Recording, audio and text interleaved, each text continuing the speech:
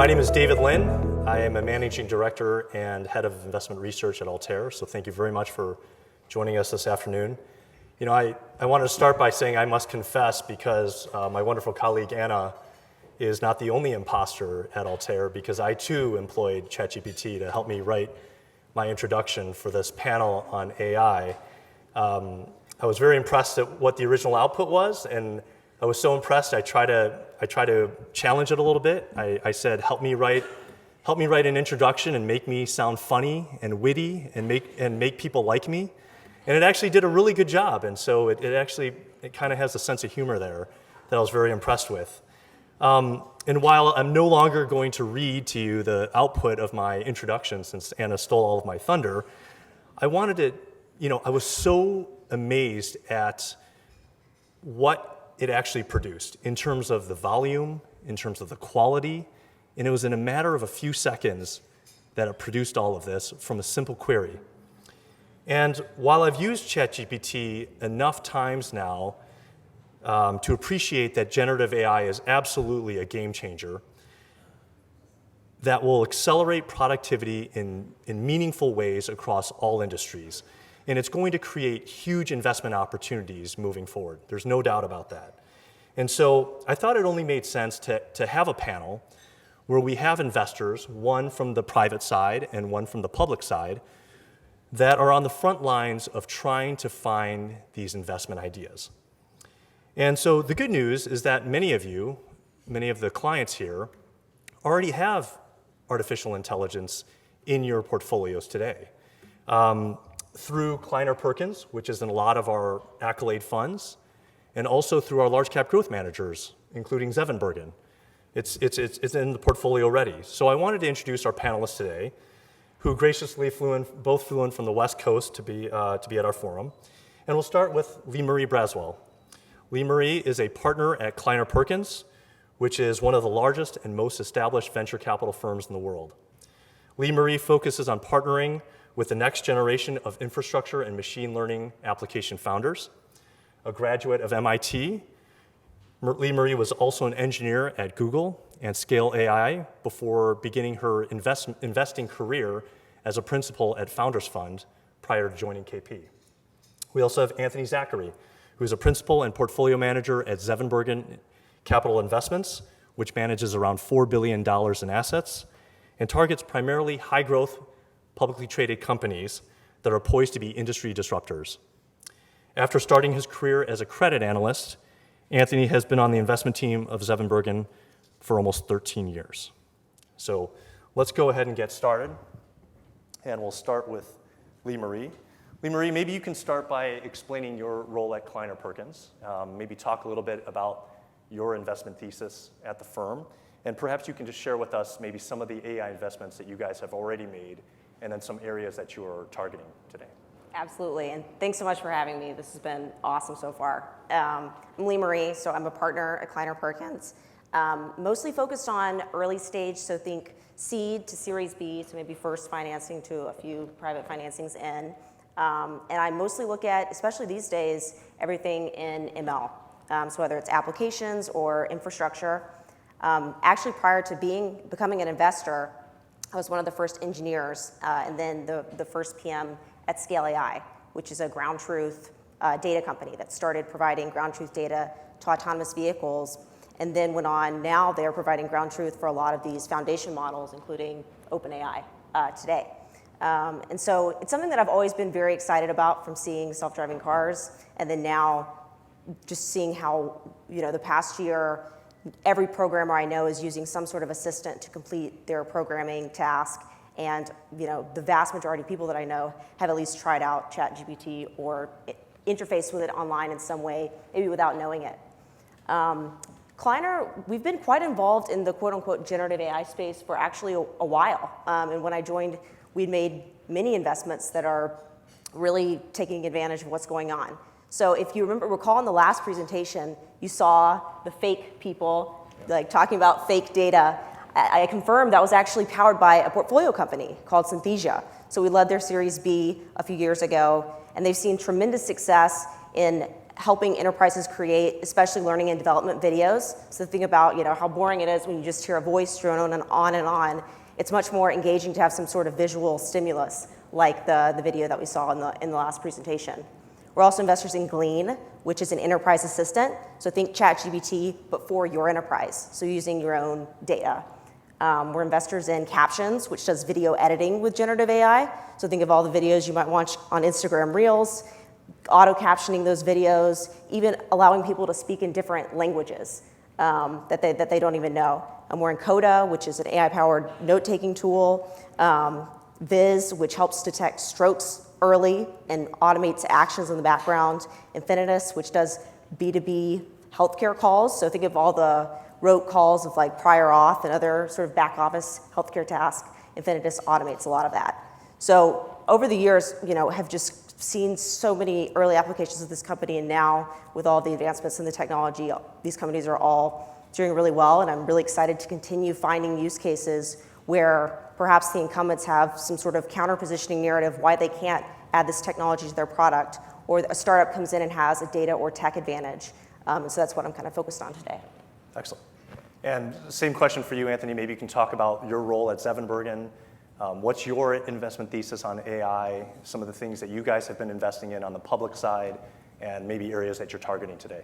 Yeah, so I'm a research analyst and portfolio manager at Zevenbergen Capital. We're an investment firm based in Edmonds, Washington, which is a suburb north of Seattle. We use fundamental analysis to identify mispriced stocks where expectations are either too conservative on a degree of growth, so market's too low, or the duration of growth, where the market is too short, so on a long-term basis. We often find investment opportunities in areas undergoing significant change, such as technological. AI is relevant here, where new products, new behaviors, and so forth disrupt the status quo. And we also believe that people matter, that businesses, strategies don't execute themselves, that entrepreneurs, executives, visionaries are the ones building the future. And unlike venture capital, we believe the story continues after IPO, and that there's a lot of wealth creation potential still in the public markets. And so as we think about AI, and I'll be forthright, we haven't made any investments because of AI, but AI has created growth opportunities. And I've said in client meetings before that where there's disagreement or where there's change, there's often opportunity.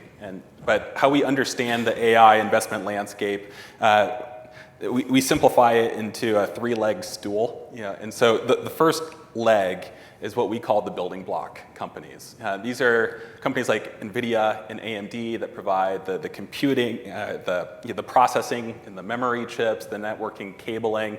And we'd also put the electronic design automation software companies in this bucket, or even the capital equipment that's used for manufacturing the chips that are then used for AI and machine learning development. The second stool leg is what we call the data vaults. These are the companies that have access to or large proprietary unique data sets that help refine and train these models. Companies like Professor Hammond talked about Amazon. There's Adobe. There is Microsoft. Meta. The third stool leg is what we call the distributors. These are the companies that can get AI into the hands of business customers and as well as individuals. And we believe that businesses in corporate America, they're interested in this technology, but it's going to take time for them to adopt it, and they're going to rely on their trusted advisors. So companies that are in the Fortune 500 or Global 2000, to adopt or purchase and then understand this technology. Great. We're going to stick with you a little bit here, Anthony. So on earnings calls for the S&P 500, there's been nearly half on the earnings calls have there been some mention of artificial intelligence, and that's up double from the prior year. And so what I'm curious about is, for those companies that you look at that are not considered technology or in that industry, what are some of the non-tech companies doing on the AI side that is interesting to you and your team? Yeah. For more context there, 5 years ago, it was 50 companies out of the S&P 500 that talked about AI. Today, it's closer to 200, 200 plus. So does that mean every company or all of those companies are AI companies? No, they're retailers, manufacturers, healthcare companies, banks, financial service companies, but they're all interested in using AI as a tool to do more with less, is how we've understood it today. And I think what's really exciting is about what could happen on the innovation side because of AI or advancements in generative AI. I think of, through this earnings season, I listened to Tesla. So Tesla talked about advancements in its full self-driving beta program, and that they've now collected or analyzed 500 million miles across its fleet of cars out on the road. And we do believe that autonomous driving is one of the most important AI applications there are today. I listened to Uber. So Uber, the mobility company, their CEO actually sounded frustrated that he was asked about how are using machine learning, because machine learning is really at the core of their platform. So he talked about image recognition as drivers sign up to drive for Uber, that they have to upload their license or whatever forms, and that's all processed through machine learning. They also talked about driver and rider matching as a machine learning problem. And then they talked about fraud and some payment cybersecurity type of stuff, but all machine learning. So I thought that was interesting. The third company that I'll just bring up is Axon, which is public safety technology. This is a company that pioneered the TASER electronic device weapon. So their mission as a company is to make the bullet obsolete, so to protect life. But they said that law enforcement officers spend 2/3 of their days on report writing, compliance, and that Axon is integrating AI into its software suite to help law enforcement officers save time on stuff that they really don't want to be doing, that they want to be out in the community. And so I think that was another example that we're seeing in the public space that's non-tech related. So Zevenbergen's portfolio management team is well known for doing extensive financial models on a lot of their companies and so forth. How do you even begin to quantify all these AI productivity gains into your models to try to understand what earnings returns might look, earnings might go up, or equity returns might translate into over time? Yeah, one way we cut through the noise, whether it's technological or economic, is we try to answer the question, does XYZ affect the future cash flow generation of this company, or does it affect the discount rate we use to value those cash flows? I think with AI, are there some opportunity for businesses to improve the efficiency of their research and development spend or their sales and marketing spend? I think there is.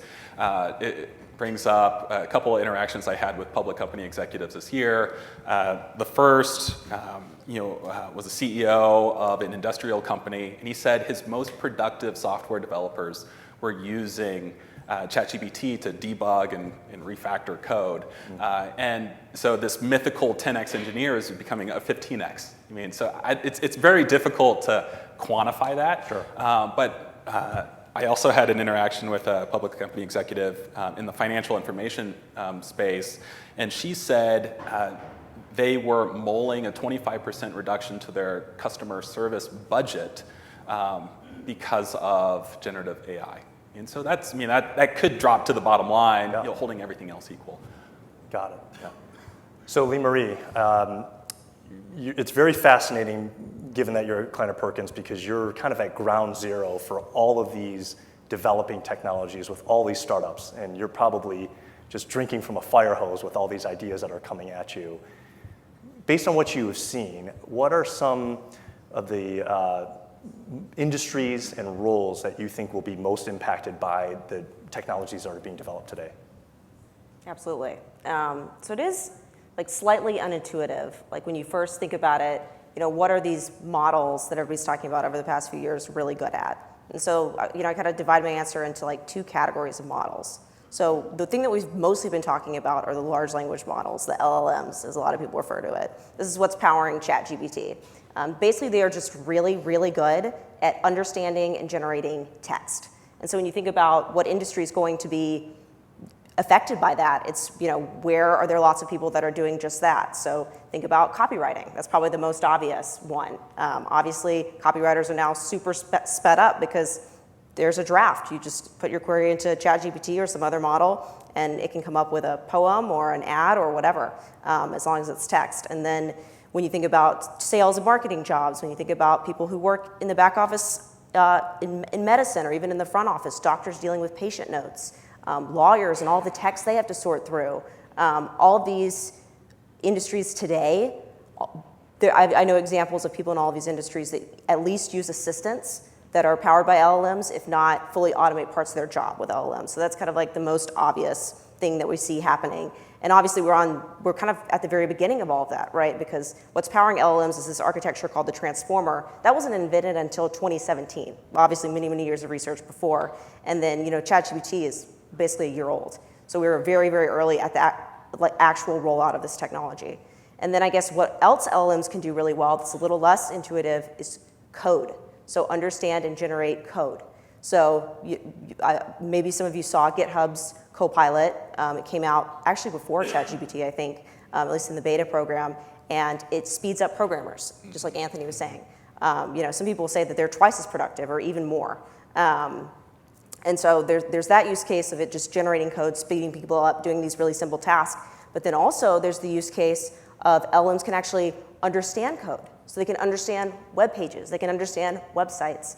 And so think of all the software that you use where you feel that you're just kind of clicking through things unnecessarily. Like, the software should really be able to kind of figure out what I want to do and map what I'm kind of my intention to like what's supposed to go on with the website. And that creates an incredible opportunity for sort of the next generation of SaaS. Can we create much more efficient, personalized, better software in place of some of the software that we use today that's clunky, not personalized to me, and just very unintuitive. And so those are kind of the two sort of main areas where I see LLMs really being rolled out. And then you look at the other stuff that's happening in quote unquote generative AI, I'd call them just kind of generative models. A lot of them are powered by this architecture called diffusion. So if you've seen any of these images or people, like the synesthesia person, that have been generated by these models, not from people that really exist, or maybe they are, but it's the model in the background that's kind of like either changing them in some way. And so when you think about all of the stock photos, or you think about how expensive it is to produce a video, or to produce like you have somebody's voice and you want them to say something, having them record that and make sure that it's perfect. Generative models can help with all of that. So really any industry that has anything to do with text, code, music, voice, image, video, AI can at least make people more efficient, if not like greatly increase sort of like the amount of output. So this is a follow-on question, but somewhat of a similar question, because I saw you on a panel, and the things that you were talking about were mind-blowing. Are there certain AI technologies or applications that are super cutting edge that are probably a longer time off, where these companies are swinging for the fences, that you can explain that would be understandable to the crowd, that would be very fascinating? Totally. Well, so kind of maybe taking what I said a step further and kind of painting the long-term vision of a lot of this.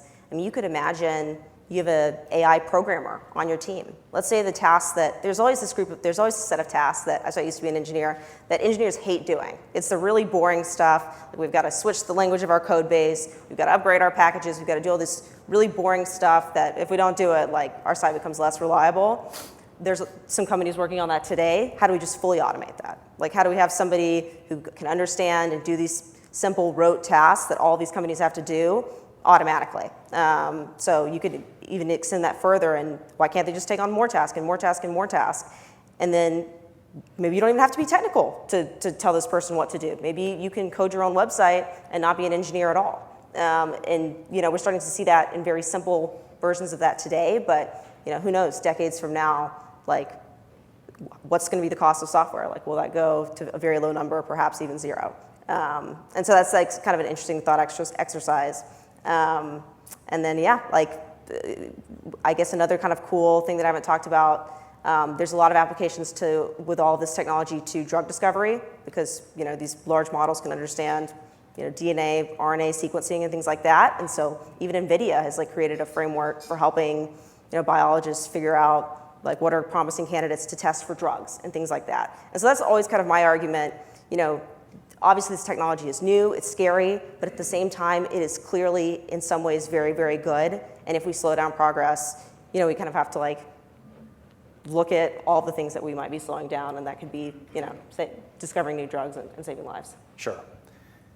Thank you for that. This next question is for both of you, but I'm going to ask Anthony first, and then I'll get to you, Lee Marie, to hear your response to it. But AI is an extremely capital-intensive business, right? The infrastructure to build all of the systems is very costly. Engineers are incredibly expensive. The power to compute is astronomically high. And so you have the Magnificent Seven are all there with billions and billions of dollars of cash on their balance sheet. And it turns out that they all have corporate venture arms now that are interested in buying up all these tech companies, other tech companies. And because they have so much capital, they don't really have to manage to a certain return all the time, right? They can just buy up companies that some will go bust, but they're looking for that home run that they can integrate in their business. So these incumbents that we're going to call the Amazons, the Googles, Meta, and so forth, with all the cash, how does anyone else compete and emerge in this world on the public side? Yeah, well, to put some numbers on that, OpenAI, the company behind ChatGPT, said their GPT-4 variation cost $100 million to develop. And then Tesla's Dojo supercomputer, which will have some AI application, could cost upwards to $1 billion dollars. And so these are huge sums of money that only the wealthiest companies in the world, the most profitable companies in the world can afford. And so I think this is why scale matters. And then I think these companies all realize that speed to market matters as well. And there was an interesting analogy or reference to the telecom craze or bubble in the 80s and 90s, that a lot of telecom companies, they were spending billions and billions of dollars putting pipes in the ground for future sales that had yet materialized. What's interesting now is that if you listen to NVIDIA, demand is through the roof. They can't keep up with supply. So there's some tangible demand here. And unlike the telecom companies of the 80s and 90s, these companies, they're in good spots financially, and they've been preparing for a potential recession for 18 months now, and they have room to improve their overhead or their operating expenses, and so I think we could go through a bubble, or another side of this optimism curve that we tend to see with other technological waves. There's a lot of hype at first, and then there's a digestion, and then there's a solid footing later. I think we're still kind of in that early stage, as Lee Marie had talked about. So Lee Marie, I want you to answer that same question, but the additional question on top of that is you're now competing against these large public firms that have 60, 70, 80 billion dollars of cash on their balance sheet to spend. And so now you're not only competing just against the next venture capital firm, you're competing against these publicly traded firms. So maybe you can first answer that question about the incumbents versus the startups, and then how do you think about competing when you have to underwrite to a certain return for your investors, but now you got these other companies that might pay a lot more for these companies and aren't as concerned about those returns? So I guess the first part of the question, I think I do agree that if you want to train the most cutting-edge large language model right now, it is extremely expensive, and that immediately limits the amount of companies that can do it. At general purpose, cutting-edge large language model. But what's been really interesting is seeing, I guess without getting too into the details here, there are things that you can do if you're just focused on a particular task that are much, much cheaper than training your own GPT-4. And so it's been really cool seeing startups that are much, much smaller than a Microsoft or OpenAI train their own models for a particular task, like coding, and actually surpass the performance of a general purpose model. And so I think that, in some sense, I agree with the fact that, not everybody's going to be able to train their own general purpose model, but I think if you're focusing on something much more specific and the whole weight of your company is behind that, that can potentially be like a good bet. And then I guess on the side of, competing with the venture capital arms of some of these large companies, I mean, the value prop of Kleiner Perkins is quite different than I think some of these companies. And basically, our mission is to really be the first call to founders who are trying to make history with their companies and to really partner with them in building their companies. And that's sort of the mission that we've had for the past 50 years at Kleiner Perkins. We have numerous investors and platform teams and portfolio companies that are going to help founders at the very, very earliest stages build out their company. And yes, it can be very helpful to get involved with a strategic down the line, but I think having that value prop resonates with a lot of founders, and it can make it such that we can both invest in these awesome companies. Got it. Now, Lee Marie, Dr. Hammond talked a lot about some of the disadvantages of AI with hallucinations and biases and so forth. That I didn't really want to focus on that. I'm really more talking about the risks side of investing from a venture capital perspective in AI. What are some of the biggest pitfalls that you're coming across with being an investor and seeding a lot of these companies? That's a great question. So I think we are, nearing the peak of the hype cycle. ChatGPT is basically ubiquitous. It's in popular media. Most people have heard the phrase. We're even starting to see seasonality in the usage of ChatGPT. So obviously got to, 1 billion users very quickly, but then, now we're starting to see like some trends and okay, well, people are using it less during certain months and things like that. So we are kind of at the point where a lot of the population knows kind of what generative AI is, and as a result, a lot of investors are, chasing generative AI. So there's just tons of exuberance and excitement to go and invest in these companies at all these different stages. And I think that combined with how fast the tech is advancing presents a very challenging investing environment. So you basically need to find a founder who, you're sort of, you have a different belief about than sort of the other venture firms. Maybe you think that they're more special. Maybe you believe their thesis more, but there's going to be competition because there's just so much hype. And so, yeah, I think it's just figuring out okay, if you're building an LLM application, we're not just going to give you money because you're an LLM, but we're going to figure out, is this actually a good business, or is this infrastructure going to be a lasting category, and sort of ignore just the general hype. Got it. Anthony, what about you on the public side? What are the risks for public investors? Because I'm sure a lot of people here have taken some personal money and said, oh, this AI thing is going to be the next greatest thing. This is our iPhone moment. Mm-hmm. I'm just going to put capital towards this and hope it works out. What are some pitfalls that you're seeing on the public side? Yeah, two angles to the risk question. I'd say the first angle is the risk of capital loss.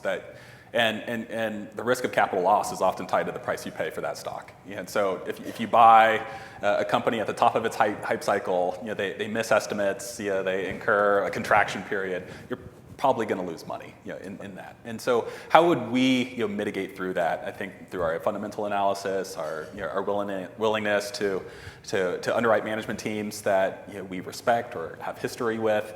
But I think the other side of the coin is the risk of missed opportunity, that we are too conservative or too skeptical of AI, therefore we choose not to invest and then watch the world move away from us, and then we miss the next Amazon or the next Tesla or the next Meta. And so how would we mitigate that? I think by keeping an open mind, asking what could go right rather than what could go wrong, and staying patient, knowing that this innovation is not going to go from 0 to 100 or from 0 to full adoption throughout corporate America in days. It could take years, and I think that's how we're approaching the general risk management question. In terms of the companies that have AI products, so about half of our portfolio either have talked about publicly that they have products related to AI or that they're using AI. So it is ubiquitous, I think, as a tool, or certainly there's desire there to use the tool. I think for the risks around the industry, I probably there's still a lot of hesitance that from companies that we talk to on integrating ChatGPT or something like that because they don't trust the output. And so there's could be a slow digestion, of this technology. Then I'd say the regulation too.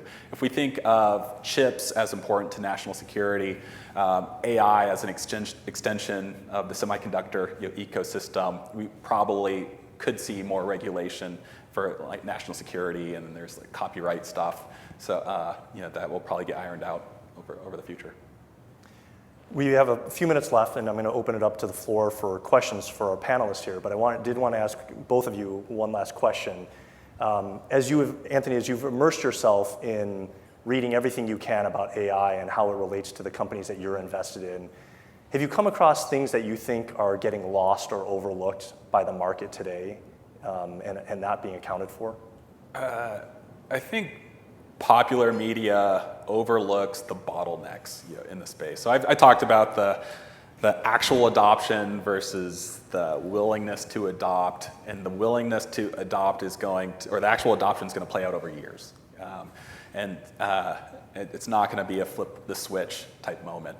I think, there's been more press about the GPU, supply-demand dynamic, that NVIDIA is going to its manufacturing partners saying we need more GPUs or processor chips to sell to our clients.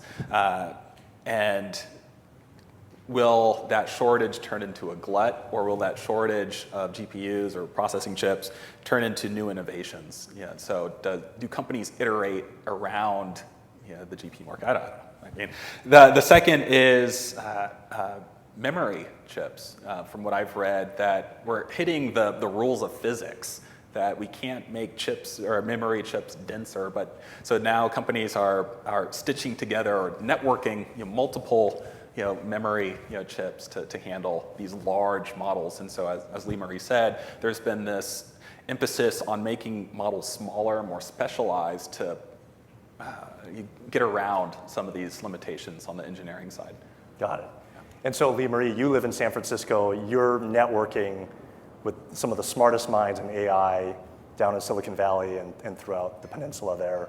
What are some of the inside conversations that you can share with us about what's getting overlooked or lost and that's not being reported in the media? For sure. Yeah, one thing that you said I would love to expand a little bit on, because I agree with it. Like, a lot of what's going on and how to integrate this new tool into software it's not just extremely obvious. Like, there are still tons of concerns around data privacy, latency, regulation. Like, and there are all these questions that startups are having to face, especially as they sell to enterprises. And so, like, a lot of that's not completely figured out, and people are really rushing to build enterprise-grade products that incorporate this new technology. And some of the winners of that space are going to be incumbents, whether it's like an incumbent startup, so a startup that was made pre-LLM proliferation, which let's call that beginning of early 2022. Some of like the growth stage startups will integrate and win versus like a net new startup. There will be some industries where like there's tons of startups that will be started, and probably the incumbent will win. And so like that's one thing that I think doesn't get reported on a lot because it's such a new technology, but a lot of incumbents and growth stage companies are in a really great position to incorporate it. Great. Thank you both. Does anybody have any questions from the audience here? I can't really see too closely. Are there any? I see one.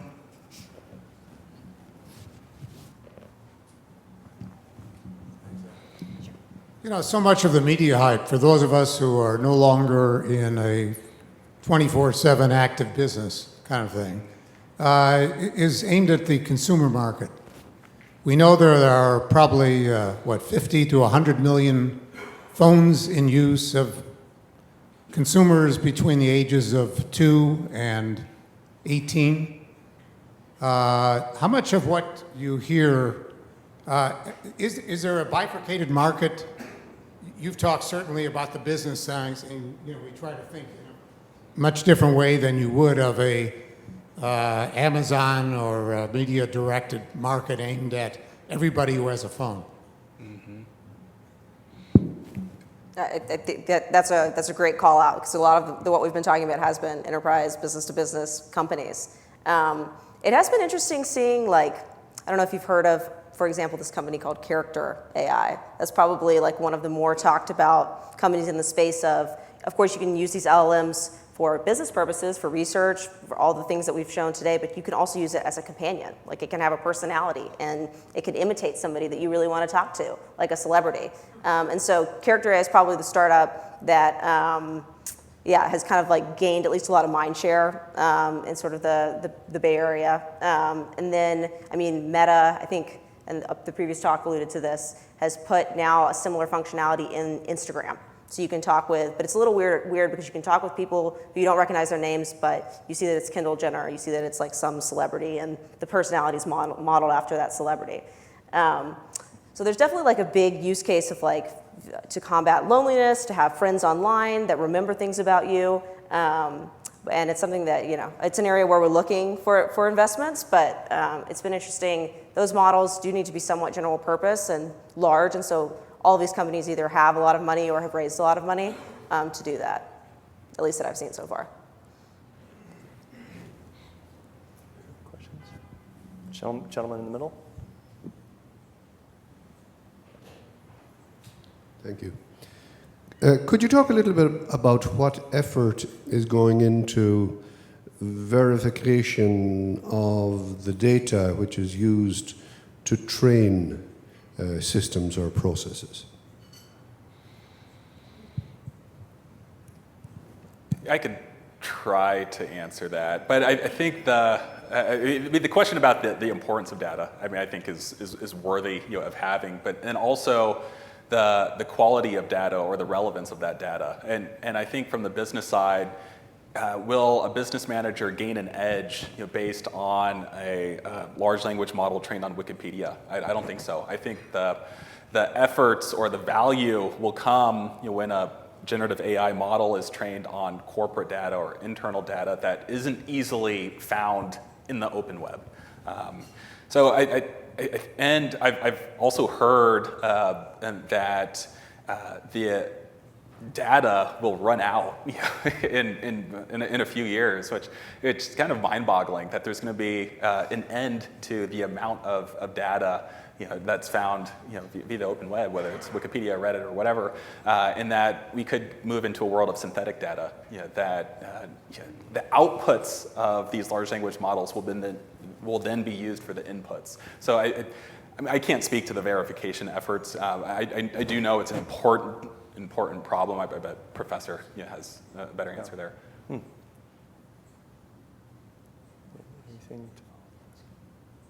Any other questions? Is there one there? Oh, there's one on the way back.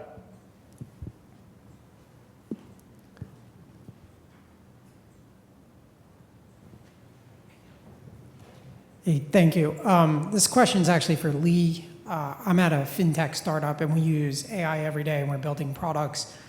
To what extent do you see strategics being more aggressive about partnering with startups at the earlier stage to get exposure to AI? Because in our experience, that they just are confused and are busy running their day-to-day operations. I guess when you say strategic in this case, we're not really talking about, NVIDIA obviously has tons of exposure to AI. I'm in a banking tech startup, Okay. so maybe a large bank or something. Okay. Definitely seen some of it. I've also seen, quite frankly, banks be open to taking a chance on very early stage startups to do pilot programs or things like that. Because, I think that a lot of banks realize that it's the perfect use case for a lot of this stuff, like all of the text that you have to sort through, all of the rote processes that you have to do inside of a bank are very likely to be automatable, or at least to augment the people that do them with some sort of assistant.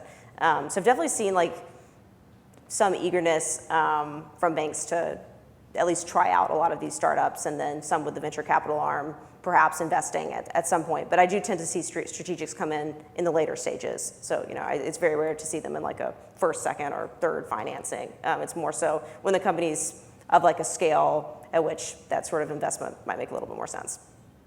It probably also depends on the industry, right? Yeah. About like what their margins are like and how much capital they have to allocate towards those strategics. I imagine in lower margin businesses, it's going to be a lot harder for them to take those risks and chances because the return on capital is so important in a lower margin business.